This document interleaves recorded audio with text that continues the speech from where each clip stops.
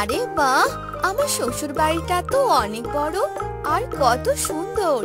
এখন থেকে তো আমি এই বাড়িতেই থাকবো। আরে রাধা, তুমি এখানে দাঁড়িয়ে আছো কেন? আসো, ভিতরে আসো। হ্যাঁ হ্যাঁ, যাচ্ছি।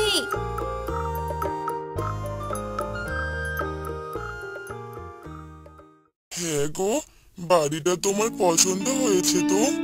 হ্যাঁ গো, আমার অনেক পছন্দ হয়েছে। আজ থেকে কি আমি এখানেই থাকবো? হ্যাঁ, এখানেই থাকবে। এভাবে তারা দুজন কথা বলতে লাগলো।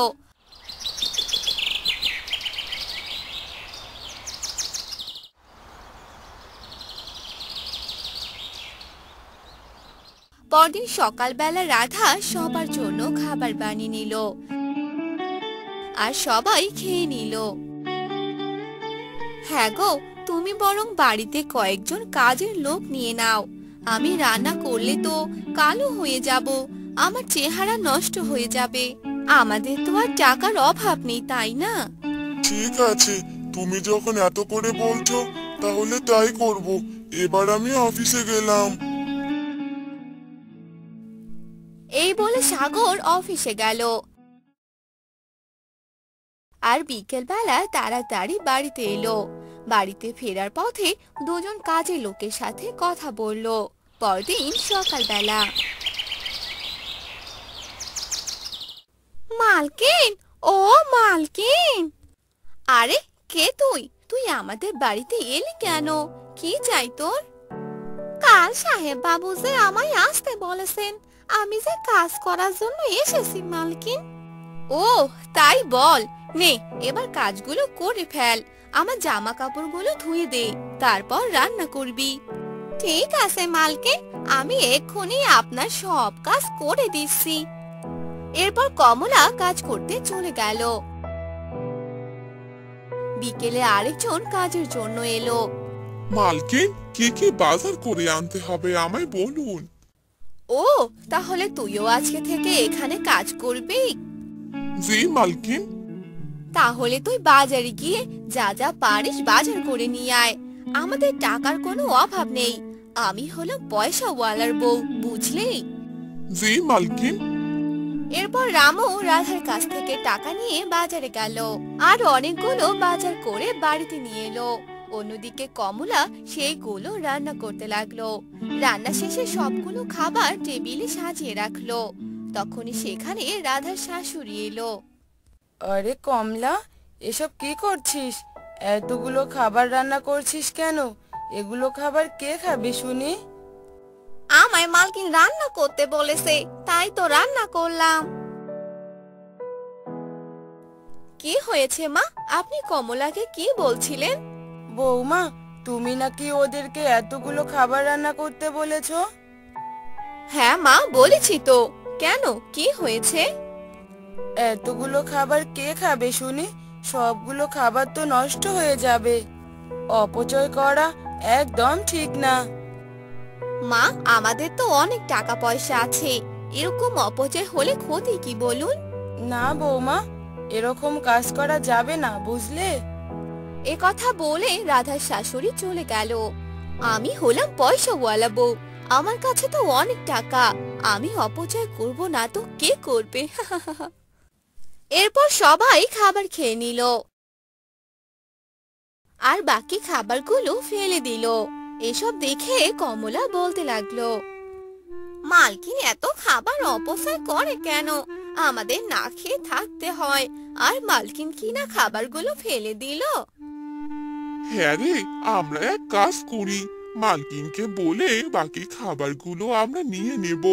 এতে করে আমাদের বাচ্চারাও খাবার খেতে পারবে।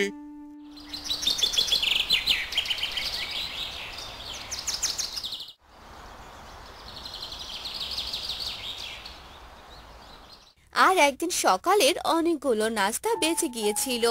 এসব দেখে কমলা মালকিনকে বলতে লাগলো, মালকিন, আপনি কি এই খাবারগুলো ফেলে দিবেন?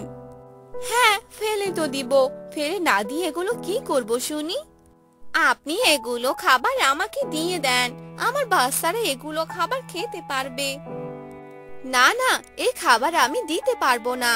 আমাদের খাবার কেন তোরা খাবি? এগুলো খাবার গরিবদের খেতে নেই। এগুলো তো আপনি ফেলে দিবেন, তাই বলছিলাম আর কি। হ্যাঁ হ্যাঁ, এত কথা বলিস না তো। যা, খাবারগুলো ফেলে দিয়ে আয় আর টেবিলগুলো পরিষ্কার কর। জি মালকিন। এরপর কমলা সেই খাবারগুলো ফেলে দিল আর কাজ করতে লাগলো। এভাবে রাধা টাকা পয়সা খরচ করতে লাগলো। সে ভবিষ্যতের কথা একবারও চিন্তা করলো না। আর একদিন তাদের বাড়িতে এক সাধু বাবা এলো। মারে, তোর স্বামী প্রতি বছর আমাদের সাহায্য করে, আমাদের জন্য টাকা দেয়। সেদিন তোর স্বামীর সাথে দেখা হয়েছিল, সে আমাকে আসতে বলেছে, তাই তো এলাম। এবার কিছু সাহায্য কর, এই টাকা যে সবাইকে দিতে হবে। না না, আমরা কাউকে সাহায্য করতে পারবো না, আপনি চলে যান এখান থেকে। এভাবে কেন বলছো মা?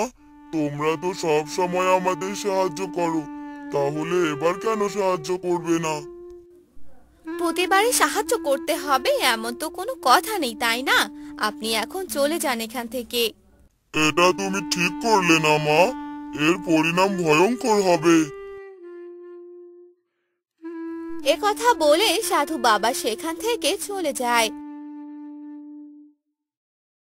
অন্যদিকে রাধা তাদের টাকা পয়সা যা ছিল সেগুলো অকারণে খরচ করে ফেলে, কিন্তু কাউকে সাহায্য করে না।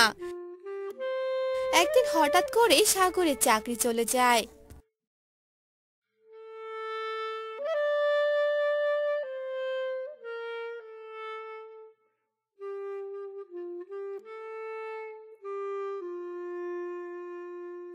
কি গো, তুমি আজ হঠাৎ এত তাড়াতাড়ি চলে এলে যে? আমার চাকরিটা চলে গেছে। চাকরি চলে গেছে মানে? কিসব বলছো তুমি? এবার তাহলে কি হবে?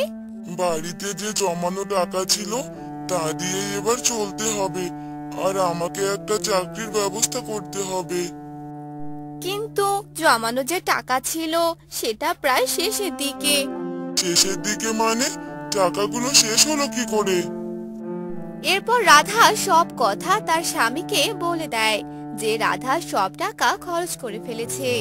এবার তাহলে কি হবে? সব টাকা যে শেষ করে ফেলেছো, এবার সংসার চলবে কি করে?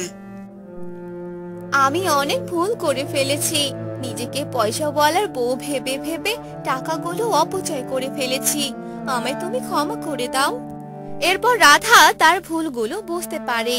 অন্যদিকে সাগর তাকে ক্ষমা করে দেয়। এরপর থেকে তারা দুজনে একসাথে মিলেমিশে কাজ করতে থাকে আর দুজন মিলে সংসার চালাতে থাকে।